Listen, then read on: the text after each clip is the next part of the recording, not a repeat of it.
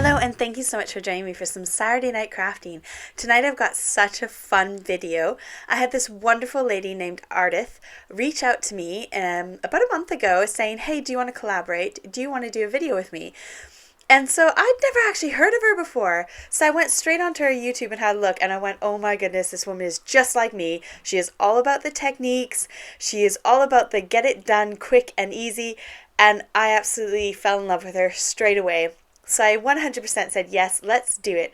So tonight we've got such an awesome, fun set of videos for you. I will link her video at the end of my video as well as in the description box. I'll also link the video that inspired me down in the description box for you below as well. We decided tonight that we would do a fun little share video where we would each pick a video or a technique that inspired us from each other's channels and do our take on it. So that's what we're doing tonight. I've got her video, original video, linked down below in the description box. Her video of my technique linked at the end of this video as well as the description box. So make sure to check out her. This is so cool and so awesome. I've never done anything like this before and I think you guys are going to have such a fun blast with it. So the technique I found that was so awesome in one of Ardyth's videos, which was her backgrounds video, was fake die cut inlay or faux die cut inlay. So I'm going to share with you how I did that tonight. It does involve one of these sort of silicone mats. I haven't worked out if you can do something that would work just as well, so please hit up the comment section below if you do not need one of these mats and you've worked out how to do it without one. But this has been on my wish list for about 10 years and I've never bought one and I don't know why. And I thought, nope, this is it. I'm getting one. And I will never look back. This mat is such a piece of magic. It is a little silicone mat. I've got it linked down in the description box. I've just bought one myself. I had it delivered within a few days because I was like, I want to try this. It's so cool. And I'm going to use some intricate dies. So I've got these background dies or little panel dies. I'm going to share with you how you can do it with a flower and a butterfly as well. And just show you how you can kind of do this faux inlay look. So a lot of the times we've got these dies, they're gorgeous, you want cool little patterns inside your die cut, but you don't want the hassle of putting in every one of those little tiny bits. And this is how you're going to fake it till you make it kind of look. I've got this mat from scrapbook.com. It is my new mixed media mat. They're actually really cheap and affordable on scrapbook.com. So I'll link that down below for you. You can check it out if you want one as well. They come in all different sizes. They hold my cardstock when I want to ink blend, so it doesn't slippy slidey around. It also holds my ink pads when I'm ink blending so they don't slippy slidey around. They're fantastic. I've had one before and it got really stained and really mucked up, so I decided to get myself a new one.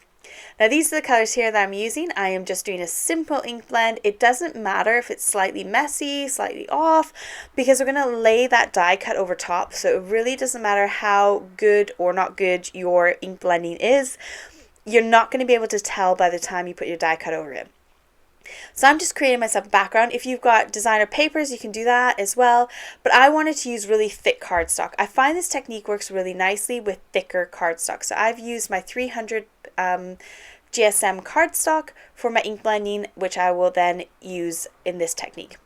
Now I've got a piece of white glitter cardstock here, which I am using to cut my top panel with. I do use some low tack tape to hold it in place, and then I put it in my die cut machine, and because my die cut machine is so old and knackered, it shifted it anyways. So it's a bit uneven and I will trim that down in the end, but it did shift regardless of my tape. Now if you went and put your panel on top of your die, it would look quite flat. You would have one layer on top of another. This is how we're going to jazz it up. We're going to take our little platform section here. For me, I've got to take out that bonus platform. Then I'm going to put in my rubber silicone mat. So I've taken out one layer. I'm putting this one in. I think you just lift up one layer if you've got the ones that are attached, but check the instructions, make sure you follow them. I then put my cardstock and my die down on top of that, and this will not cut through.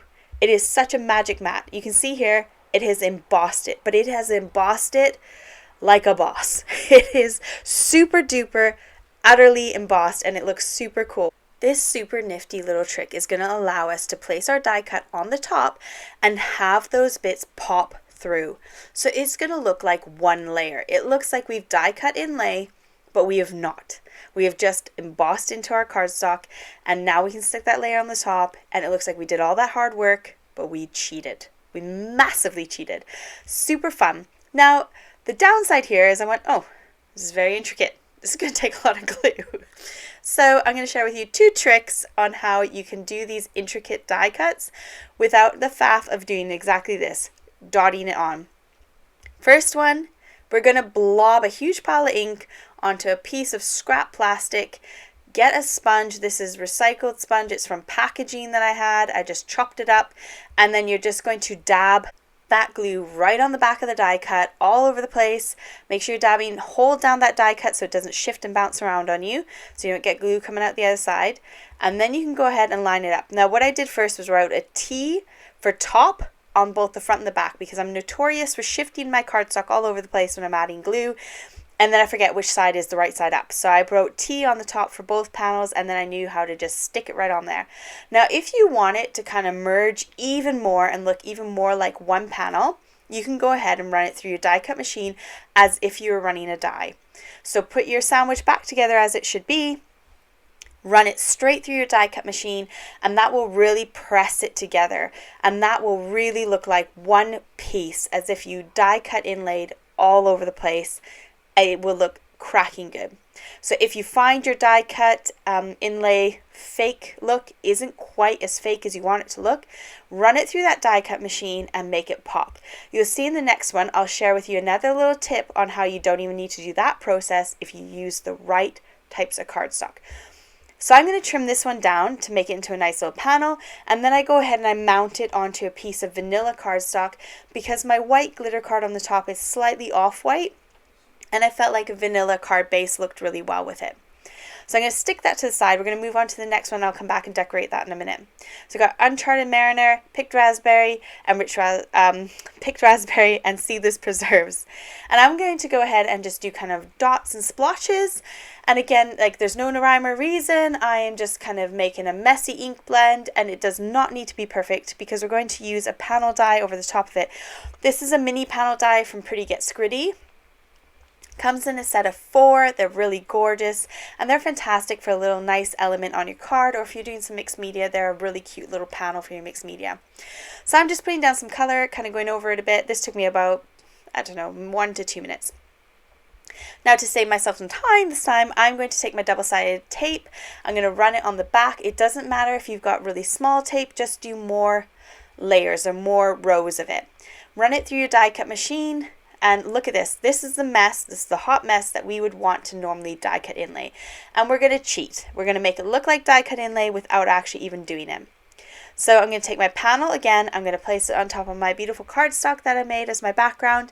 And I'm going to stick it on top of the rubber mat. I'm going to take out that extra layer to make sure it will fit in my Big Shot. Put down my cutting platform base. Put down my rubber mat. And then put my top cutting plate on top of that. Then I'm going to run it through my Big Shot. I usually do 2 to 3 times. I should have said that at the beginning, just to kind of really press it in. But this is small and this is intricate, and look how well that has popped up.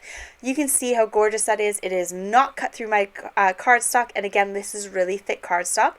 Now the trick here is that white piece that's going on the top, I made sure that was about 100 GSM. And my cardstock underneath is about 300 GSM. So now when I'm sticking this little panel on top, it's so thin, I don't need to run it through my Big Shot to squish it all together. That layer underneath is seriously popping up through the white. So check your sizes, your thickness of cardstock. As long as your base is nice and thick and your top layer is nice and thin, you'll get it popping through just like die cut inlay, and it will look gorgeous. We're going to turn this into a card now, and I'm going to grab some of my rectangular dies. These ones are from Surprise Creation on AliExpress. They've got a stitched die look to them. So I'm going to go ahead and tape those together. I just want a frame. I kind of wanted to have a frame around my little rectangle to kind of draw your eye in towards the center. So that's all I was looking for here, was that little bit of frame. I can save that extra rectangle for another project, put it aside, but I've got this one to kind of highlight it and draw your eye in. This one was my favorite card for sure. I absolutely loved how it turned out. I loved how those die cut inlays popped through, the fake die cut inlays. So I'm going to glue my frame down. I'm going to glue this one down on the middle and stick it right there in the center, and then I'm going to add a sentiment. I want to keep it nice and simple, but I felt like with just a sentiment it needed something a little bit more. So we're going to also add in a tiny flower, which we are going to do the same technique on.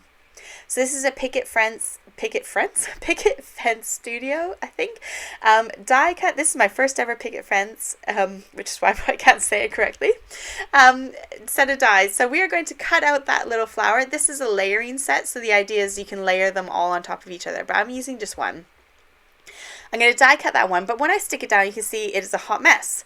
You can't really focus on that flower. So we're going to do the same thing. I'm going to take it, put it on a piece of white cardstock, and now I've got my fake die cut inlay popping up. Now to stick this on the back, I don't need to care about staying within lines. As long as I don't cut across those embossed raised areas, I can go as messy as I like. And I'm just going to roughly cut this out. Now this is going to drive the fussy cutters mad. I sloppily cut that out because it doesn't even matter. As long as those die cut inlay pieces are going to stick through, that's all that counts. So I'm going to put my glue on the lower down bits, not the raised bits, stick my little flower over the top, and now we've got this embossed, beautiful, double layered flower, which you would have no idea that the back side of it is a hot mess.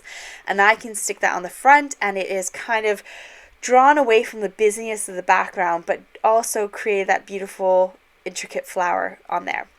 Now this is my strips jar. If you know me well, you know I've got a lot of these strips. I don't ever chuck them. They all go in my jar on my desk, and I use them in situations like this or for fun strip cards.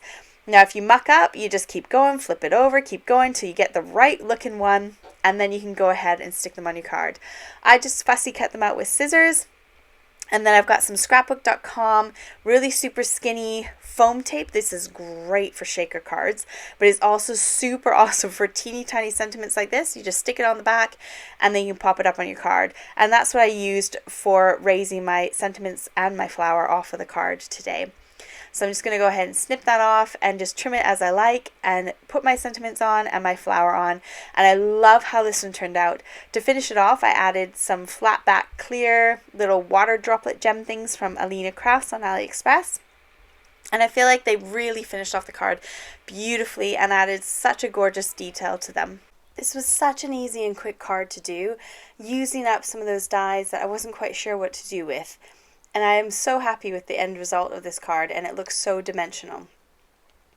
For finishing off the first card that we did, I did a picked raspberry and seedless preserves background. I just kind of blended it all together. Then I die cut my butterfly out of black cardstock, making sure to back it with some double-sided tape before I did it, so it was easier to place on the top. Then I went ahead and did my butterfly as per normal with my little rubber mat behind.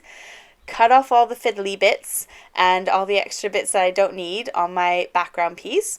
And then I can go ahead and peel off that sticky tape or the release paper from the sticky tape and place that back black butterfly die cut over the top. And again, it is so gorgeous. You've got that die cut popping right through. It looks just like die cut inlay, and I feel like this one is a wow factor. I love how this butterfly looks, and if you could see it and feel the texture in person, it is so amazing. The first run I did try a vellum, and it didn't quite work. There was an outline die for this die set as well. This is a textured die set from Lou Collins. I also tried the vellum as the background, but I just felt like it didn't quite work. It didn't quite have that pop. The vellum really did not work for this die cut inlay fake technique. Do not use vellum. It was really difficult to work with, and I tried 4 different times. It didn't work. So take the idea of vellum out your head. It doesn't work for this die cut inlay fake technique. It just doesn't work. For finishing off my card, I used these die sets here, this die and stamp set here from LDRS, and put a little sentiment across the wings. Made sure to pull up those wings just slightly, not so you can see the hot mess on the back, but so that it looks a bit more dimensional. So we've got the faux die cut inlay on the back and on the butterfly. And then again, the same on that other card that we did in the background, as well as on that flower. It's such a fun technique that is so simple and easy to do. But I hope you go and check out Ardyth's original video, which is linked down below for you, where you can see a whole ton of different techniques crammed into one video. It's super awesome. And also check out her video here that's on the screen for her version of one of my techniques as well. Thank you so much for joining me. I hope you have a fabulous weekend. See you next week. Bye.